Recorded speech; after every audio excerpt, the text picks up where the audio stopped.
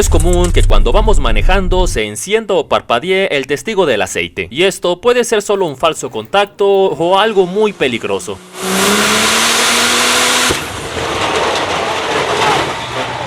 Por eso, en este video te mostraré las principales causas de por qué enciende. Inicialmente, cuando giras la llave en ignición, es normal que el testigo encienda, y al momento de que encienda el vehículo, el testigo debe apagar. Se apaga. Si se queda encendido, esto puede ser muy peligroso. Para entender su funcionamiento, cuando nosotros giramos la llave, se envía corriente positiva, usualmente de 5 volts, hacia el testigo del tablero, y el negativo proviene directamente del sensor de aceite, que usualmente se localiza en esta parte, insertado en el monobloc, que únicamente tiene un solo cable. Su función es actuar como un switch normalmente cerrado. Cuando tienes el switch en ignición con el auto apagado, el testigo enciende, porque le llega positivo de ignición y le llega negativo directamente del sensor. ¿Enciende? Apaga. ¿Enciende? Apaga. ¿Enciende? Apaga. ¿Enciende? Apaga. ¿Enciende? Apaga. ¿Enciende? Apaga. Cuando el auto enciende, la presión de aceite incrementa y perturba la membrana interna del sensor para que se abra el switch y deje de enviar negativo. Con esto, el testigo se apaga, justo como debe ser. Si el testigo se queda encendido cuando el auto arrancó, puede ser porque la presión de aceite no es la suficiente, por ende no permite que se abra el switch. Esta baja presión puede ser por una bomba de aceite dañada. Esta usualmente se desgastan sus engranes impulsores, también sus sellos internos se degradan, haciendo que no proporcione la suficiente presión para el motor. También una de las razones más comunes es por el filtro de aceite tapado, aunque también se suele presentar que el sedazo metálico de absorción esté totalmente tapado. Para limpiarlo hay que desarmar la parte baja del motor, quitar el cárter y ahí se encuentra. Si el sedazo se encuentra sucio por mucho tiempo, puede ser que encienda el testigo, pero debido a una obstrucción interna, que debido a la presión de succión alguna impureza haya logrado pasar el sedazo y se haya quedado atorada en las galerías internas de flujo de aceite. Esto es poco común, pero también sucede. Ahí hay que desarmar el motor para solucionar el problema. También la baja presión puede ser derivado por usar un aceite incorrecto, sobre todo usar aceites con una alta viscosidad, porque entre más viscoso, más complicado es para la bomba transportar el aceite. Esto se traduce en una menor presión de trabajo. Varía dependiendo al vehículo, pero por lo general la presión anda entre 20 y 60 psi. Puedes retirar el sensor y en el orificio roscado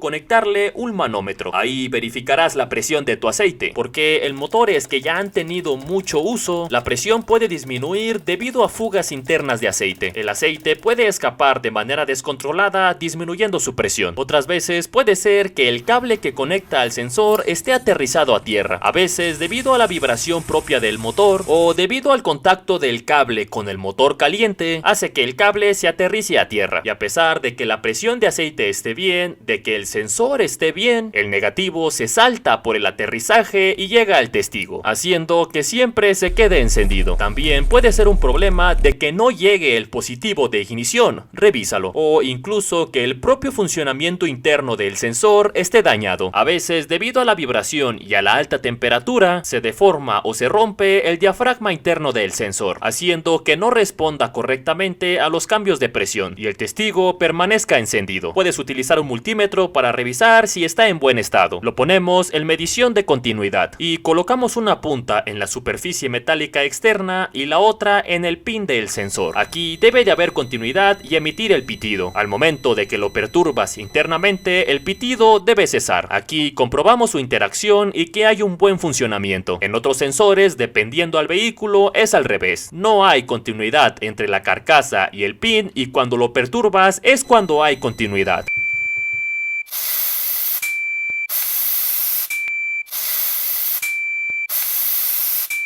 También puede ocurrir que el testigo comience a parpadear. Si los parpadeos son irregulares e inconsistentes en cada destello, es posible que sea por dos cosas: por fluctuaciones en la presión de aceite o por falsos contactos en las cuestiones eléctricas. Usualmente, si es un falso contacto, suele destellar proporcionalmente conforme aumentan las vibraciones. Por ejemplo, cuando pasas baches o topes. Si los destellos son regulares y constantes, como esto, podría indicar una señal de alerta proveniente de la computadora. En los Los autos más modernos traen un sensor distinto y distintas conexiones que envían la señal directamente a la computadora y esta controla el encendido y apagado del testigo. Por ende, un parpadeo frecuencial puede significar que hay un bajo nivel de aceite, hay fluctuaciones en la presión o que el aceite sea el incorrecto o esté muy caliente. Es variable dependiendo al vehículo. También otra causa por el encendido del testigo constante o intermitente puede ser por la válvula de alivio de presión de aceite.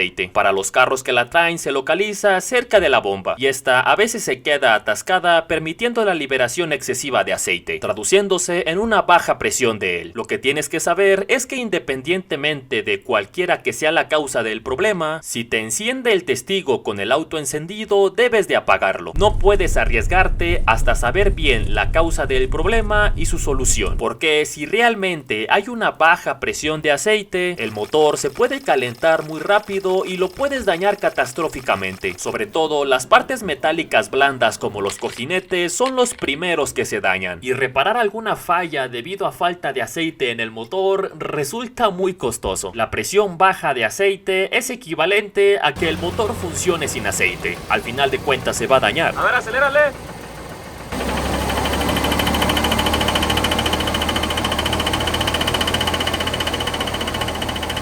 Para que te des una idea, en algunos carros reparar el motor anda costando como entre el 20 y el 50% del precio total del vehículo. Creo que no vale la pena arriesgarse hasta saber bien el motivo de la falla. Un motor cuando está dañado internamente podría sonar como esto.